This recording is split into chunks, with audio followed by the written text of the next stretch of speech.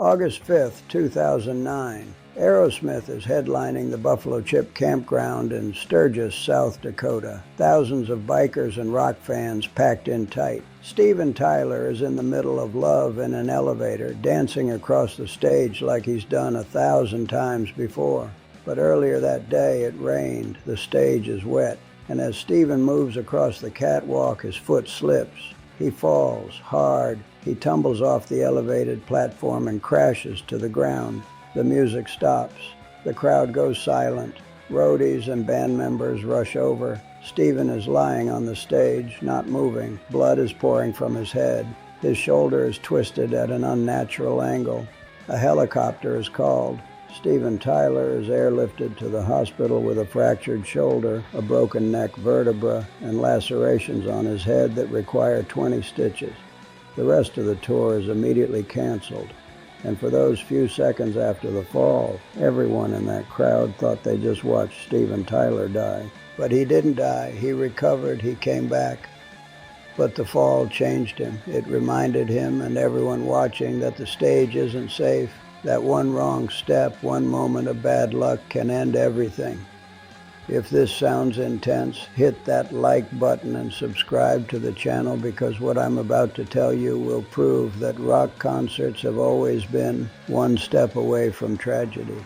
Steven Tyler was lucky. He fell and survived, but not everyone on this list was that fortunate. Let's talk about one of the darkest moments in rock history. December 3rd, 2004, Dimebag Darrell, the legendary guitarist of Pantera, is on stage with his new band, Damage Plan, at a small club in Columbus, Ohio called the Alrosa Villa. The show just started. The crowd is packed in tight. The band launches into their first song, and then a man rushes the stage. His name is Nathan Gale. He's holding a 9mm handgun. He walks straight up to Dimebag Darrell and shoots him in the head at point-blank range. Dimebag falls. The crowd doesn't understand what's happening. Some people think it's part of the act. Some people think the gunshots are fireworks or stage effects, but the band knows. They see Dimebag on the ground. They see the blood pooling around his head, and they run. Nathan Gale keeps shooting. He kills Nathan Bray, a fan who tried to help.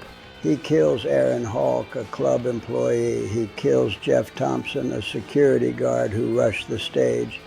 He wounds 7 other people. He takes a hostage and puts a gun to his head. The club descends into absolute chaos. People are screaming, trampling each other, trying to escape through any exit they can find. And then police officer James Nigmeyer arrives. He enters through a back door, assesses the situation in seconds, sees Nathan Gale holding a hostage with a gun pressed against his head, and makes a decision. He fires one shot. It hits Nathan Gale directly in the face. Nathan drops. The hostage survives, but Dimebag Darrell is already dead. One of the greatest guitarists in metal history was murdered on stage in front of hundreds of people. And for those first few seconds, the crowd thought it was part of the show. Now let's talk about a death that happened slowly and visibly, while a band played an entire concert and nobody realized what was wrong until it was almost too late. March 1st, 1995. REM is on tour promoting their album Monster. They're playing the Pat Noir Auditorium in Lausanne, Switzerland. The venue is packed, the band is on fire, and drummer Bill Berry is behind his kit playing like he always does. But about an hour into the set, Bill feels something, a sharp pain in his head, a pressure building behind his eyes. He keeps playing. He thinks maybe it's just exhaustion, dehydration, the stress of touring, but the pain gets worse. It becomes unbearable. And then, in the middle of a song, Bill Berry collapses behind his drum kit. He falls backward off his stool. The band stops playing. Michael Stipe runs over. The crowd starts murmuring, confused. Some people think it's a technical problem. Some think Bill just passed out from heat or exhaustion. But backstage, the paramedics know immediately that something is seriously wrong. Bill Berry is rushed to the hospital. The doctors run tests, and they discover that Bill suffered a brain aneurysm. A blood vessel in his brain burst while he was playing. If it had been just a little bit worse, if he had waited just a few more minutes to collapse, Bill Berry would have died on that stage. He underwent emergency brain surgery. He survived, but the experience changed him. 2 years later, Bill Berry left REM. He said the aneurysm made him realize life is too short, that he didn't want to spend it on the road anymore.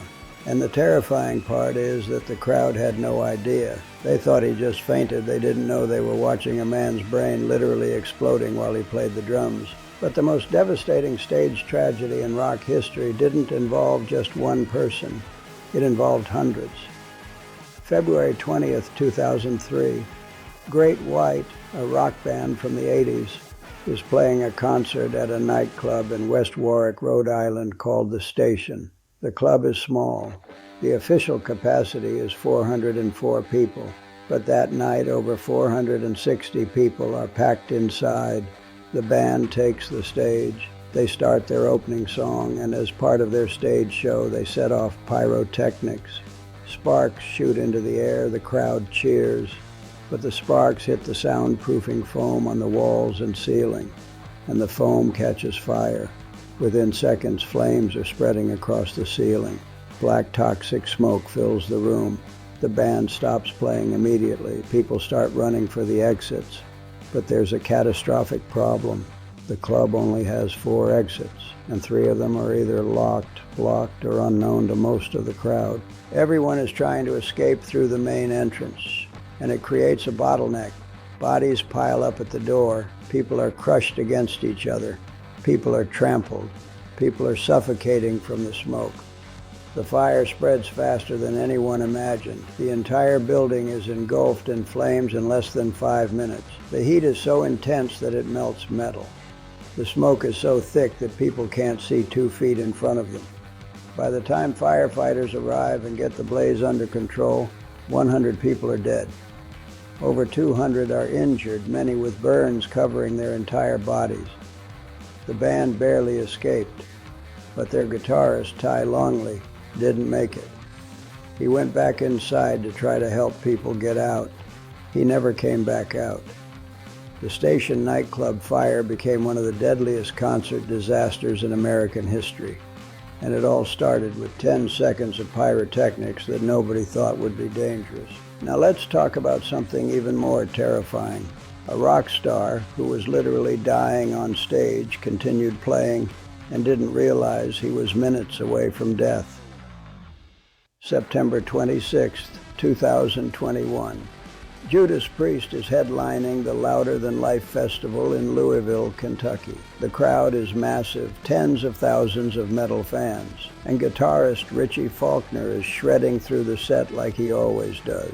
But during one song, Richie feels something strange in his chest, a pressure, a tightness. He thinks maybe it's heartburn, anxiety, the adrenaline of performing. So he keeps playing. He finishes the song. He starts the next one. But backstage, after the set ends, Richie collapses. He's rushed to the hospital, and the doctors tell him something that shocks everyone. Richie Faulkner suffered an aortic dissection while he was on stage. His aorta, the main artery that carries blood from his heart to the rest of his body, started tearing apart. It's one of the most lethal medical emergencies that exists. Most people who have an aortic dissection die within minutes, but Richie kept playing. He finished almost the entire song while his aorta was ripping open inside his chest. He underwent emergency surgery that lasted over 10 hours. Surgeons had to replace parts of his aorta and chest with mechanical components. They told him afterward that if he had waited even 15 more minutes to get medical help, he would have died. The crowd had no idea. They thought they were watching a normal Judas Priest show. They didn't know they were watching a man play guitar while his heart was literally killing him. Richie Faulkner survived. He recovered, and less than a year later, he was back on stage with Judas Priest. But he said the experience changed him forever. He said he realized that every single show could be his last. That rock and roll really can kill you. But maybe the strangest and most legendary near-death experience on stage belongs to Ozzy Osbourne. January 20th, 1982. Ozzy is on tour promoting his album, Diary of a Madman. He's performing at the Veterans Memorial Auditorium in Des Moines, Iowa. The crowd is wild. Fans are throwing things on stage: stuffed animals, clothing, toys. It was common back then. And then someone in the audience throws something different. A bat, a live bat. Now you have to understand, Ozzy had become famous for his outrageous stage antics. He'd bitten the head off a dove at a record label meeting. Fans knew about it. So when Ozzy sees the bat lying on stage, he assumes it's rubber. He assumes it's a fake bat thrown by a fan as a joke. So he picks it up and he bites its head off. The crowd goes absolutely insane. But then Ozzy realizes something is very, very wrong. The bat is real, it's alive, and it just bit him back. Blood is pouring from Ozzy's mouth. He spits out the bat's head, realizes what he's just done, and runs off stage in a panic. He's immediately rushed to the hospital. The doctors tell him he needs rabies shots. Rabies is almost always fatal if not treated immediately after exposure. Ozzy has to undergo a series of painful precautionary rabies vaccinations. He's terrified. He thinks he's going to die from rabies. But the shots work. The bat likely didn't have rabies, but they couldn't take the chance.